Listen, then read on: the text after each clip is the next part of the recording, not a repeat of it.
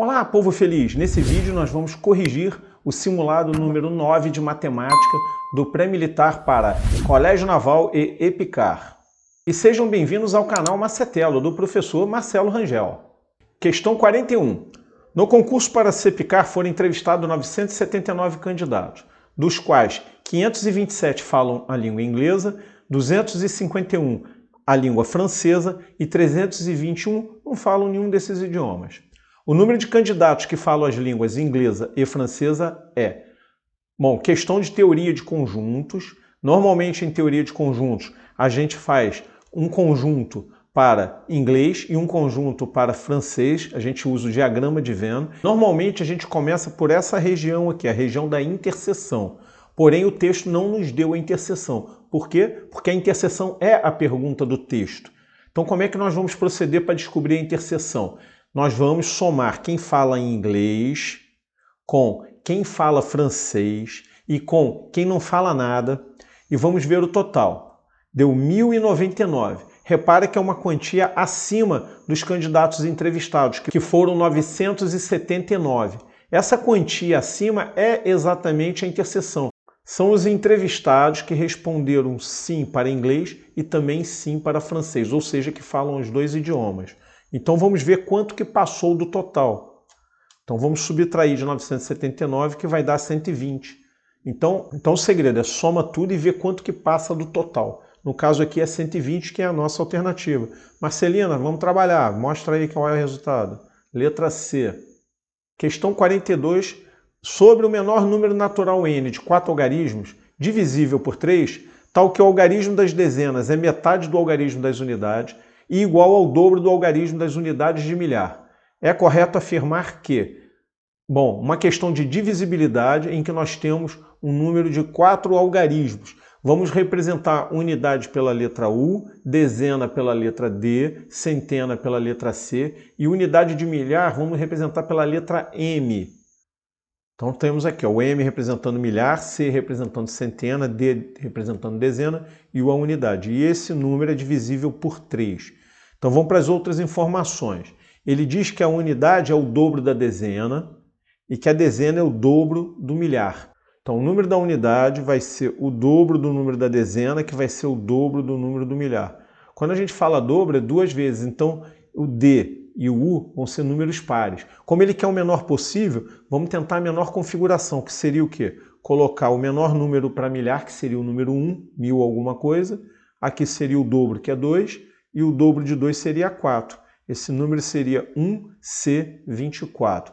Agora vamos determinar quem é o C. Como esse número é divisível por 3, nós vamos usar a regra de divisibilidade por 3, que diz o seguinte: a soma dos algarismos tem que dar um múltiplo de 3. Então, se eu somar 1 mais C mais 2 mais 4, o resultado tem que dar um múltiplo de 3. O 4, 2 e 1 somados já está dando 7. Agora tem que somar com esse Czinho aí, que é da centena, para atingir um múltiplo de 3. Então a gente vai pensar, qual é o múltiplo de 3 mais perto do 7, acima dele? O múltiplo de 3 acima do 7, mais perto dele é o 9. Quanto que falta o 7 para chegar a 9? Faltam 2 unidades. Então, nosso número aqui vai ser 1224, ou seja, no lugar do C eu coloquei o número 2. Vamos testar esse número nas alternativas para ver se a gente consegue matar a questão. Vamos para a alternativa A. Ela diz que n mais 1, ou seja, se eu pegar esse número, 1224, somar 1, ele vai ser divisível por 7. Como é que a gente vai testar? Vamos somar 1 e dividir por 7. Olha lá, deu 1.225, dividido por 7 deu 175, deu conta exata. Logo, a resposta é letra A, não precisa testar as outras. Mostra aí, Marcelina. Letra A. Questão 43. Uma abelha rainha dividiu as abelhas de sua colmeia nos seguintes grupos para exploração ambiental. Um composto de 288 batedoras e outro de 360 engenheiras. Sendo você a abelha rainha e sabendo que cada grupo deve ser dividido em equipes constituídas de um mesmo e maior número de abelhas possível, então você redistribuiria suas abelhas em... Percebam que o enunciado já está dando uma dica do que ele quer. Ele falou que quer dividir com o mesmo e maior número de abelhas possível. Dividir, o mesmo lembra comum, e maior divisor comum, ou seja, ele quer o MDC entre 288 e 360. Uma das formas mais fáceis que tem para calcular o MDC é você fatorar os dois números ao mesmo tempo, porém só com um número primo que divida os dois ao mesmo tempo, certo? Então tem que ser um divisor do 288 e do 360. No nosso caso aqui os dois são pares, então eles podem ser divisíveis por 2. Então 288 dividido por 2 vai dar 188 e 360 dividido por 2 vai dar 180. Os dois resultados deram números pares, então pode dividir por 2 novamente. 144 vai dar 72 e 180 vai dar 90. O resultado ainda é par, pode ser divisível por 2 novamente. 36 e 45. Repare que agora só o 36 é par, o 45 não é. Então não dá para dividir por 2 novamente. A gente vai procurar um outro número primo. Sem ser o 2, o que nós temos? O 3. Vamos ver se dá para dividir por 3. Como é que a gente procede? A gente soma o 6 com o 3, soma os algarismos, 6 mais 3 dá 9. 9 é múltiplo de 3? É, então esse número é divisível por 3. Pega o 45 e soma os algarismos. 4 mais 5, 9. 9 é múltiplo de 3, então esses dois números são múltiplos de 3. Então vamos dividir por 3. 36 dividido por 3 deu 12 e 45 dividido por 3 deu 15. Ainda dá para dividir por 3 novamente. 2 mais 1 do 12 dá 3. 5 mais 1 do 15 dá 6. Os dois são múltiplos de 3. Ainda dá para dividir por 3. 12 dividido por 3 vai dar 4. 15 dividido por 3 vai dar 5. Agora não dá para dividir mais. Chegamos no final. Agora vamos calcular o MDC. É só multiplicar esses números aqui. 2 vezes 2, 4. Vezes 2, 8. Vezes 3, 24. Vezes 3, 72. Então nós temos aqui 9 grupos de 72 abelhas. Esse aqui tem 4 grupos de 72 e esse aqui 5 grupos de 72, fazendo um total de 9 grupos de 72. Vai lá, Marcelina. Letra B. Questão 44. Uma senhora vai à feira e gasta em frutas 2/3 do que tem na bolsa. Gasta depois 3/7 do resto em verduras e ainda lhe sobram R$8. Ela levava em reais ao sair de casa. O primeiro gasto dela foi 2/9 do que ela tinha na bolsa. Já o segundo gasto foi 3/7 do que sobrou, ou seja, ela tinha uma quantia na bolsa, gastou uma fração, o que sobrou ela gastou uma outra fração. Essas frações então são relativas a coisas diferentes. A primeira fração 2/9 é relativa ao que ela tinha na bolsa. A segunda fração 3/7 é relativo ao que sobrou do primeiro gasto. Então, qual é o melhor jeito de fazer esse tipo de questão? É fazer de trás para frente. Eu vou resolver primeiro a parte final, ou seja, o segundo gasto, o 3/7 do resto, para descobrir quanto que restou na bolsa. Tá certo? Então, vamos começar por aí. Então, a fração que nós vamos trabalhar é 3/7. A gente olha o denominador e vê que ele é 7. Por que isso, Rangel? Porque nós vamos fazer por aquele método que a gente aprendia no ensino fundamental. O método que a gente usa os quadradinhos, igual uma barrinha de chocolate, certo? Então, como o denominador é 7, nós vamos fazer 7 quadradinhos. Tá aqui, ó. 1, 2, 3, 4, 5, 6, 7 quadradinhos. Na qual ela vai gastar 3/7, ou seja, 3 quadradinhos. Ó. Ela gasta 3, ó. 1, 2, 3. Eu pintei aqui de azul. Logo, sobraram quantos quadradinhos? Sobraram 4, que equivalem a 4/7. Então, a sobra é 4/7. E a sobra no texto diz que é R$8. Ou seja, esses 4/7 valem R$8. Como os 4/7 são 4 quadradinhos, cada quadradinho vai valer 2. 8 dividido por 4 dá 2. Então, cada quadradinho vale 2. Então, todos os quadradinhos são iguais a 2. Tá ok? Fazendo um total aqui de 8 mais 6, 14. Agora vamos voltar para o início da questão, o primeiro gasto, que é 2/9. Então a fração é 2/9, denominador 9, logo nós vamos fazer 9 quadradinhos. Aqui, ó, vamos ver se está certinho. 1, 2, 3, 4, 5, 6, 7, 8, 9. 9 quadradinhos, na qual ela gastou 2. Então pintamos 2 aqui, ó. Então está sobrando aqui 1, 2, 3, 4, 5, 6, 7. 9 menos 2, 7.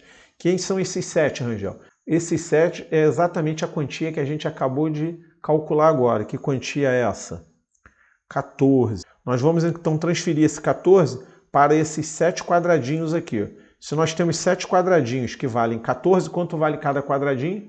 Coincidentemente, também vale 2. Então, todos os quadradinhos valem 2. Isso é coincidência, porque 14 dividido por 7 também deu 2. Então, o total que nós temos aqui, 9 quadradinhos valendo 2 cada um, 18, que é a nossa resposta. Vai lá, Marcelina, faz seu trabalho aí. Letra D. Questão 45. O valor de x, que é a solução da equação 3x menos 2, que multiplica x menos 5, menos 5 menos 3x sobre 2, igual a 0. Vamos colocar essa equação do primeiro grau aqui embaixo. Primeiro nós vamos fazer a propriedade distributiva. Ali é onde está o parênteses. Nós vamos pegar esse menos 2 e multiplicar por x e multiplicar por menos 5. Como é que vai ficar isso? Vai ficar 3x menos 2x, menos 2 vezes x deu menos 2x, e menos 2 vezes menos 5, menos com menos vai dar mais 10. Então eu reduzi os termos semelhantes 3x e 2x para dar uma diminuída nessa equação. 3x menos 2x deu x. Então ficou x mais 10 menos 5 menos 3x sobre 2. Essa parte ficou inalterada. Apesar de ter fração e o normal a gente usar MMC, eu achei melhor pegar esse 2 do denominador e passar para os dois lados da igualdade multiplicando. Ou seja, eu peguei esse 2 e multipliquei por x, deu 2x. Peguei esse 2 e multipliquei por 10, deu 20. E o 2 vezes 0 continua 0. Vamos reduzir os termos semelhantes. 2x mais 3x igual a 5x. 20 menos 5 vai ser igual a 15. Agora vamos pegar esse 15 e passar para o outro lado da igualdade, trocando o sinal. Ele vai ficar negativo. E o 5 que está multiplicando vai passar para lá dividindo. Menos 15 dividido por 5 vai dar menos 3. Então qual é a alternativa aí, Marcelina? Letra A. O menos 3 está compreendido entre o menos 6 e o 0. Ele é maior que o menos 6 e é menor que o 0. Questão 46. A diferença entre 8 elevado a 0,666 menos 9 elevado a 0,5 é igual a. Então vamos escrever essa expressão aqui embaixo. Primeira coisa que nós vamos resolver é essa dízima periódica. Se você tem dificuldade com dízima periódica, eu já gravei um vídeo só sobre dízima periódica, tá ok? Então vamos transformar 0,666 em fração. Como é que a gente transforma em fração essa dízima? O número que está repetindo é 6. O número que está repetindo fica no numerador. No denominador vai entrar uma sequência de 9. Um 9, dois 9, ou seja, 99, ou 999, se forem 3 9. Quem que determina a quantidade de 9? O numerador. No numerador eu não escrevi o 6 não é uma unidade? Eu não precisei só de um algarismo para escrever o número 6? Então embaixo vai entrar um 9 só. Menos 9 elevado a 5 sobre 10. O que eu fiz aqui? Eu peguei o 0,5, que é número decimal. Perceba a diferença, o 0,666 tem os pontinhos, é uma dízima periódica simples. 0,5 não tem os pontinhos, é um número decimal. Então como é que eu transformo ele em fração? Quem vem depois da vírgula é o 5, ele vai entrar no numerador. Embaixo, no denominador, vão entrar potências de 10, ou seja, ou 10, ou 100, ou 1000, ou seja, o número 1 acompanhado de zeros. Quem determina a quantidade de zeros é a casa decimal. Quantas casas decimais tem? Casa decimal é quem vem depois da vírgula. No caso aqui só tem o número 5, só tem uma casa decimal.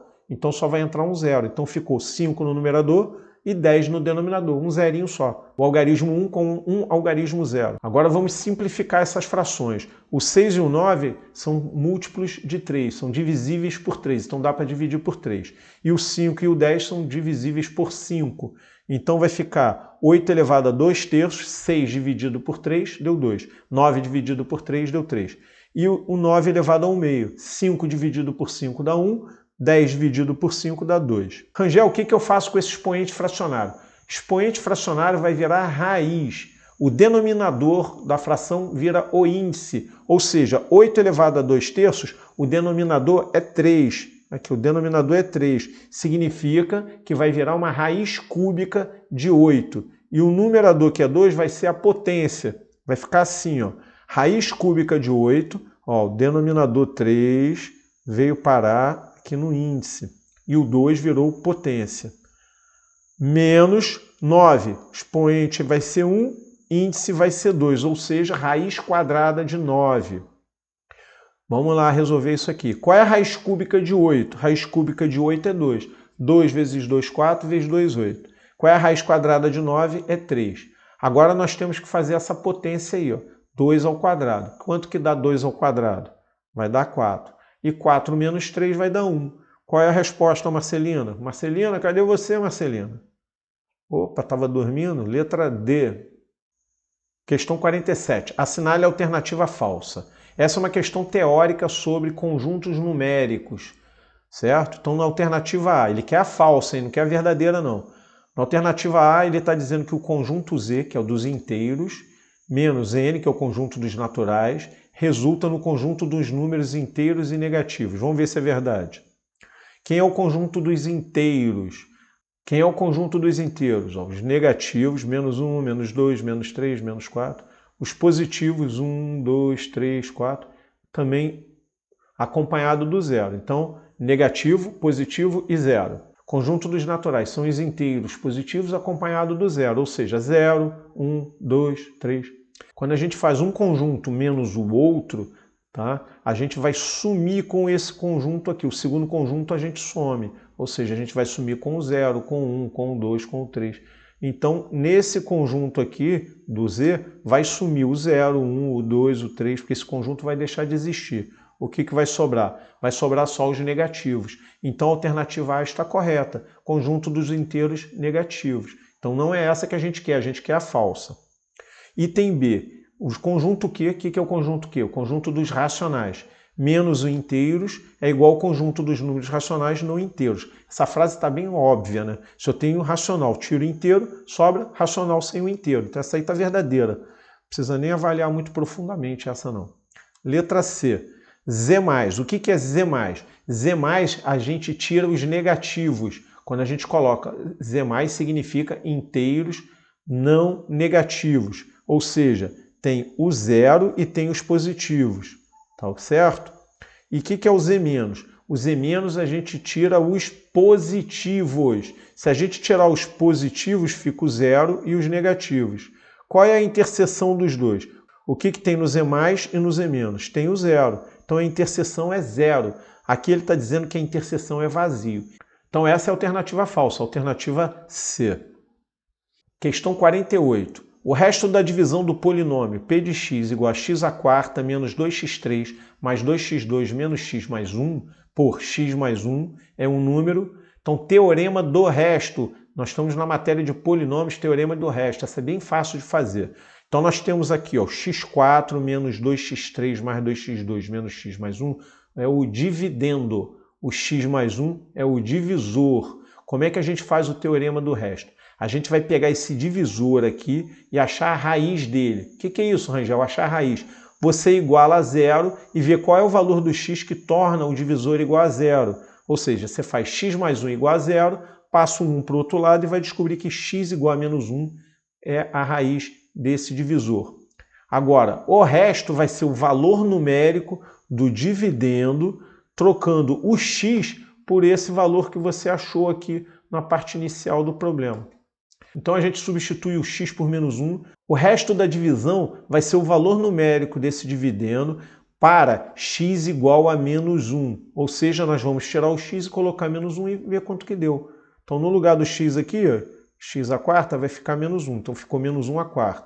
Aqui no lugar do x⁻, ficou menos 1⁻. Era x⁻, agora fica menos 1⁻. Aqui, ó, x². No lugar do x entra o menos 1 ao quadrado e aqui menos x, ó, menos 1. No lugar do x entra o menos 1. Não se esqueça de colocar parênteses na hora de substituir, senão você vai errar sinal. Bota sempre parênteses. Vamos primeiro resolver as potências. Menos 1² vai dar mais 1. Menos 1⁻, vai dar menos 1. Expoente par dá positivo, expoente ímpar, você repete o sinal da base. Ó, menos 1 ao quadrado, expoente par, vai dar positivo, deu 1 positivo. E menos 1, a gente só repetir ele aqui. Agora vamos tirar do parênteses. 1 repetiu, menos 2 vezes menos 1, menos com menos vai dar mais 2. Mais 2 vezes 1 vai dar mais 2. Menos com menos vai dar mais 1 e mais 1 aqui. Vamos somar, ó, 1 mais 2, mais 2, mais 1, mais 1. Quanto que vai dar isso? Vai dar 7. Então vamos ver na alternativa A. Ímpar menor que 5? Não. 7 é ímpar, mas é maior que 5. Par? Não. Alternativa B está furada, que 7 não é par.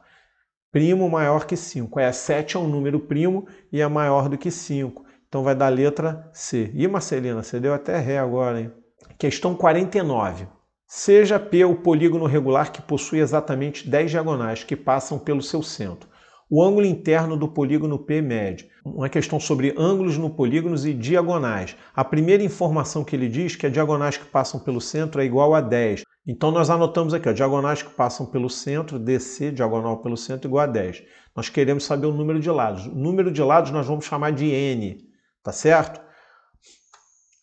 Diagonais que passam pelo centro é um número de lados dividido por 2. Repare que só polígono com número de lados par que tem diagonal que passa pelo centro. Se o número de lados for ímpar, as diagonais não passam pelo centro.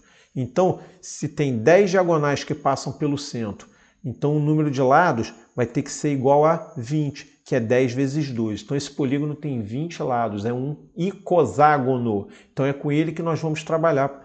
Vamos ter que calcular o ângulo interno do icoságono. Como eu não gosto de trabalhar com o ângulo interno, que é esse que nós anotamos aqui, ó, a gente vai trabalhar com o ângulo externo. Por quê, Rangel? Porque a fórmula do ângulo externo é mais simples, só por isso. Então a gente calcula o ângulo externo e depois vê o suplemento dele. O suplemento do ângulo externo vai ser o ângulo interno. Então vamos ver quanto que é o ângulo externo. Para calcular o ângulo externo, é só usar a fórmula que é bem fácil. 360 dividido pelo número de lados. 360 dividido por N.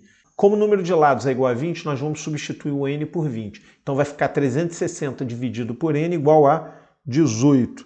Então o ângulo externo é igual a 18 graus. Como o ângulo interno e o ângulo externo são suplementares, o que é isso, Rangel? Suplementares. Eles somam 180 graus. O ângulo interno e o externo, eles somam 180 graus.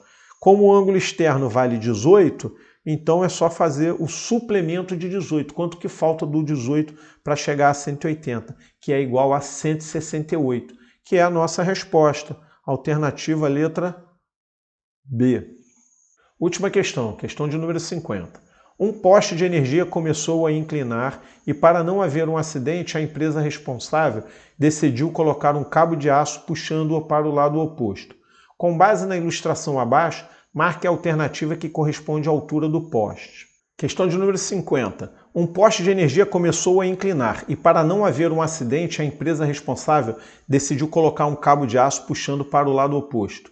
Com base na ilustração abaixo, marque a alternativa que corresponde à altura do poste. Então vamos analisar a ilustração, vamos analisar o desenho. Nós temos aqui o poste, a 2 metros do topo está fixado um cabo de aço de 10 metros e ele está fixado a 6 metros da base do poste. Nós vamos considerar que esse poste está perpendicular à base. A questão não está dizendo, isso é um erro, ela deveria dizer que esse poste está perpendicular à base. Vamos fazer por menos, vamos fingir que a gente nem percebeu isso. Então vamos considerar esse ângulo aqui 90 graus. Então aqui nós vamos ter um triângulo retângulo. Um cateto é 6, isso aqui vai ser a hipotenusa que é 10. Nós vamos calcular esse outro cateto aqui que eu chamei de Hzinho. Calculando esse cateto, a gente soma 2 e vamos achar o Hzão, que é a altura do poste. Teoricamente, a gente ia usar o teorema de Pitágoras.